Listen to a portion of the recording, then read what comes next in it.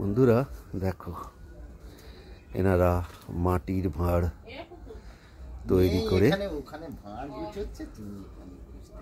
আমি তোমাদের দেখাবো কি করে মাটির ভাঁড় তৈরি করা হয়।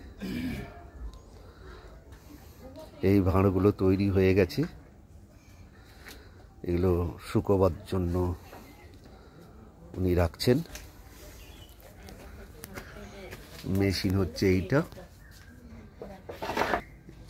এখানে সব পুড়িয়ে রাখা আছে। কাঠের গুঁড়ো, কয়লা, মানে কোনটাতে পোড়ানো হয়? এইখানটা পুরো সাজিয়ে দেয়া হয়, আচ্ছা, গোল করে সাজানো হয়। আচ্ছা আচ্ছা, সাজিয়ে দিয়ে ওই যে পোড়া ভাঁড় রেখেছে।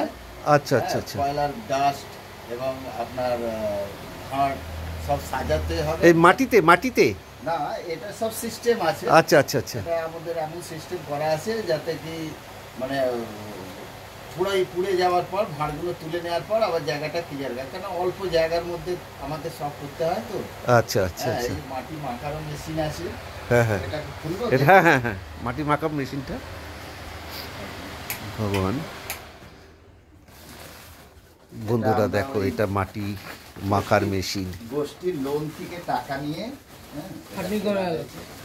দেখো, হ্যাঁ, আগে পা দিয়ে এনারা মাখতেন, এখন গোষ্ঠী মেশিন বেরিয়ে গোষ্ঠীদের কাছে লোন নিয়ে। মাটিটা কোথায় দেন? মাটিটা এখানে দেয়া হয়। ও আচ্ছা আচ্ছা আচ্ছা, মোটর আছে, মোটর দিয়ে কারেন্টের কানেকশন করে হ্যাঁ এটাকে চালানো হয়। এইখানটা মাটিটা দেয়া হয়। আচ্ছা আচ্ছা আচ্ছা, আউট হয়। আচ্ছা আচ্ছা, ওখান থেকে মাটিটা আউট হয়। ওই র মাটি ওখানে যে দেখলেন হ্যাঁ হ্যাঁ হ্যাঁ, গঙ্গার ধারে, হ্যাঁ হ্যাঁ, ওখান থেকে মাটি কেটে জল দিয়ে নিয়ে এসে এর মধ্যে ঢোকানো হয়। ঢোকানোর পর মাটিটা এখান থেকে আউট। আচ্ছা আচ্ছা, আসছে, ছবিতে আসছে তো, আসে। হ্যাঁ, এইখানটা তৈরি করি। বন্ধুরা দেখো, হ্যাঁ, এ এখন তৈরি করবেন এই চাকাতে। লাগানো হচ্ছে।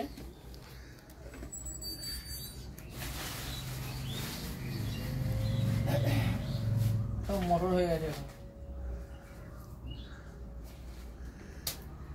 এটা মাটি মাখার মেশিন। এই যে মাটি নিলেন ওনারা,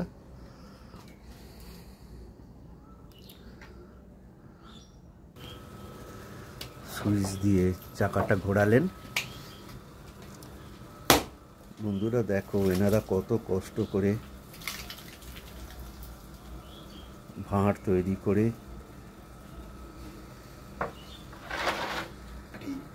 ডায়মন্ড হাওড়া থেকে গাড়ি করে আসে। আচ্ছা, এঁটেল মাটি। হ্যাঁ, ডায়মন্ড হারবার থেকে আসে।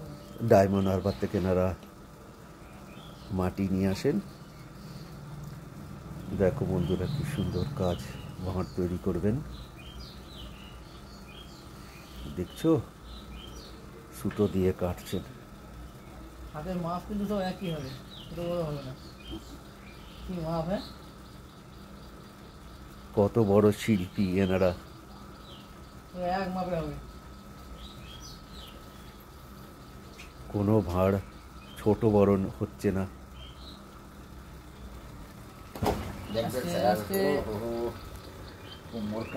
ঘরে খুব সুন্দর কাজ। দেখো বন্ধুরা, আঙুলটা দিয়ে কি সুন্দর ফাঁক করে জিনিসটা তৈরি হচ্ছে।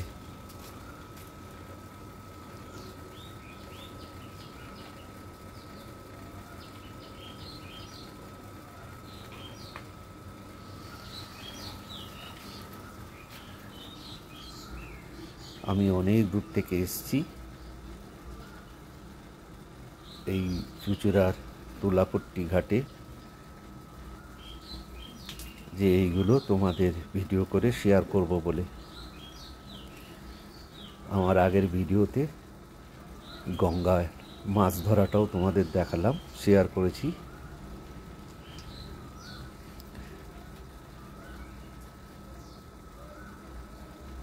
কত কষ্ট করেন এনারা। আমরা যে হারে পরিশ্রম করি, যে হারে কাজ করি, সে হারে আমাদের পয়সা ওঠে না। দেখছো ওনারা কি বলছেন? সকাল 6টা থেকে বেলা 2টো অবধি। হ্যাঁ, কন্টিনিউ পরিশ্রম। মানে কোনো লিমিট নেই, আমাদের পরিশ্রমের কোনো লিমিট নেই। শুনছো কি বলছে? যে একটা দিনমজুরও কাজ করে, তাদের একটা টাইম আছে, এই টাইম থেকে এই টাইম। ঘরের এবার ভিতরে এই একটা যে গাছ বসবো আছে। রাত্রে 10টা অবধি, হ্যাঁ, একদম কন্টিনিউ চলবে।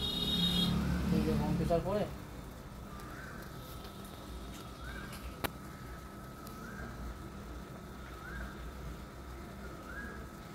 বন্ধুরা, যদি সেই তোমাদের এই ভিডিও টালির পরিশ্রম ঘর, করে গেছে। হ্যাঁ, গুলো টালির যদি ঘর, ভালো লাগে মাড় পুড়িয়ে খাইয়ে গেছে, তাহলে আমরাও সাবস্ক্রাইব এবং লাইক নিশ্চয়ই করবে। গভর্নমেন্ট থেকে কিছুই নেই, হেল্প নেই। আমাদের ওপরে আরো একটা করও দিতে হয় আমাদের। এমনি একটা যাই হোক ব্যবসা করলে একটা ট্রেড লাইসেন্স, ও তোমাদের ট্রেড লাইসেন্স করতে হয়? হ্যাঁ উনি বলছেন মাটির কাজ যে করলেও? গভর্নমেন্ট থেকে হ্যাঁ। কোনো আমাদের হেল্প করে না। লোন ফোন করে দেবে না? হ্যাঁ। আর আমি শ্রীরামপুরে গেছিলাম, আমাদের কিন্তু ভাড় পড়ানো হয়, ধোঁয়া হয়, এই মেশিনটা ওনারা ধার করে নিয়েছেন, পলিউশনের জন্য কিনেছেন মানে ইয়ে করতে মাটি হয়েছে। মাখার মেশিনটা। ওখানে এত অসুবিধা কি আমাদের রেঞ্জের বাইরে। একদম মাটির কাজ বন্ধ হয়ে যাবে এরকম। দেখো বন্ধুরা, ওখান থেকে তৈরি করে এনারা রোদের মধ্যে এগুলোকে শুকোতে দিয়েছেন, এবং কি করে ওগুলো আগুন জ্বালিয়ে লাল করা হয় সেটা তোমাদের দেখালাম।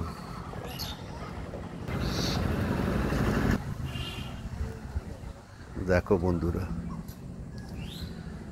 কি সুন্দর করে ওনারা এই কাজগুলো করেছেন।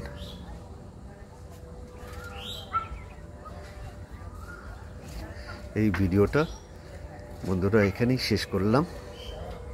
যদি ভালো লাগে লাইক, শেয়ার এবং সাবস্ক্রাইব করে দিও। আমি তোমাদের সেই বুড়ো বন্ধু বলছি।